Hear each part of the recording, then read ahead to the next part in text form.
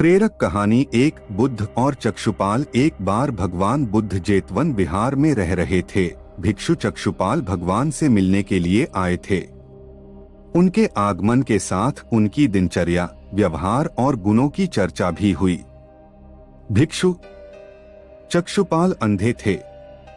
एक दिन विहार के कुछ भिक्षुओं ने कुछ मरे हुए कीड़ों को चक्षुपाल की कुटी के बाहर पाया और उन्होंने चक्षुपाल की निंदा करनी शुरू कर दी कि उन्होंने इन जीवित प्राणियों की हत्या की।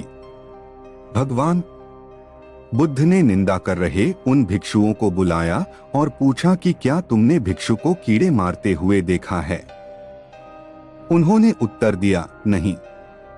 इस पर भगवान बुद्ध ने उन साधकों से कहा कि जैसे तुमने उन्हें कीड़ों को मारते हुए नहीं देखा, वैसे ही चक्षुपाल ने भी उन्हें मरते हुए नहीं देखा और उन्होंने कीड़ों को जानबूझकर नहीं मारा है, इसलिए उनकी भर्त्सना करना उचित नहीं है। भिक्षुओं ने इसके बाद पूछा कि चक्षुपाल अंधे क्यों हैं? उन्होंने इस जन्म में अथवा पिछले जन्म में क्या पाप किए? भगवान बुद्ध ने चक्षुपाल के बारे में कहा कि वे पूर्व जन्म में एक चिकित्सक थे।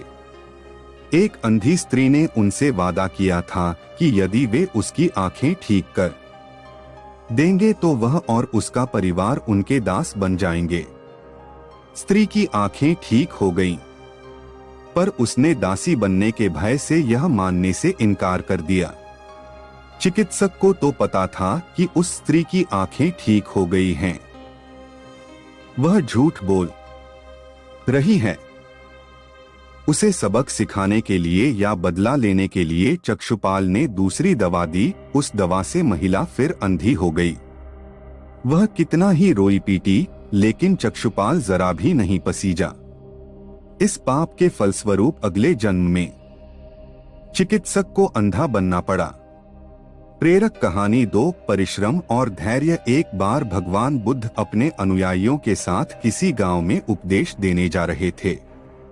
उस गांव से पूर्व ही मार्ग में उन लोगों को जगह बहुत सारे गड्ढे खुदे हुए मिले। बुद्ध के एक शिष्य ने उन गड्ढों को देखकर जिज्ञासा प्रकट की, आखिर इस तरह गड्ढे का खुदे होने का तात्पर्य क्या है? बुद्ध बोले, पानी की तलाश में किसी व्यक्ति ने इतने गड्ढे खोदे हैं।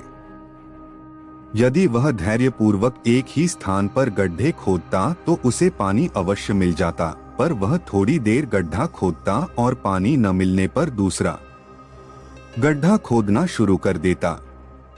व्यक्ति को परिश्रम करने के साथ धैर्य भी रखना चाहिए।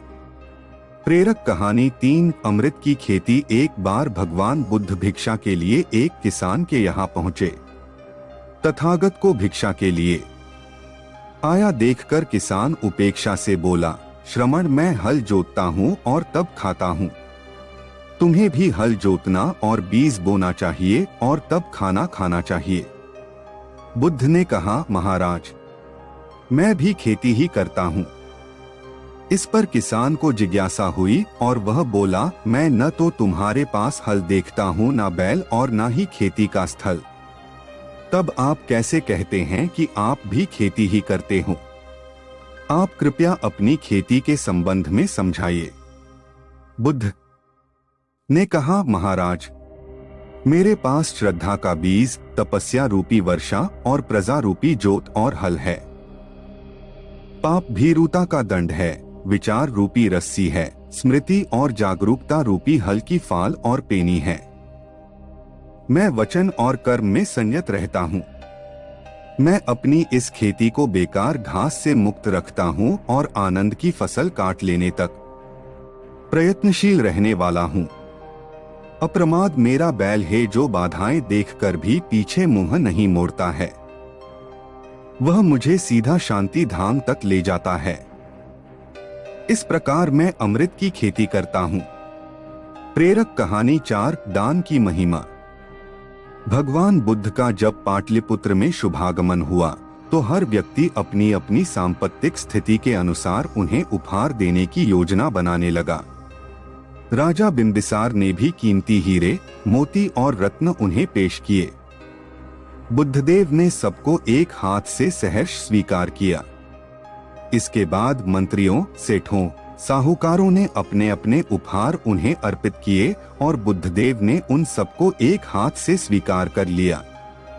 इतने में एक बुढ़िया लाठी टेकते वहां आई। बुद्धदेव को प्रणाम कर वह बोली, भगवन, जिस समय आपके आने का समाचार मुझे मिला उस समय मैं यह अनार खा रही थी। मेरे पास कोई दूसरी चीज न होने के कारण मैं इस अधखाए फल को ही ले आई हूँ।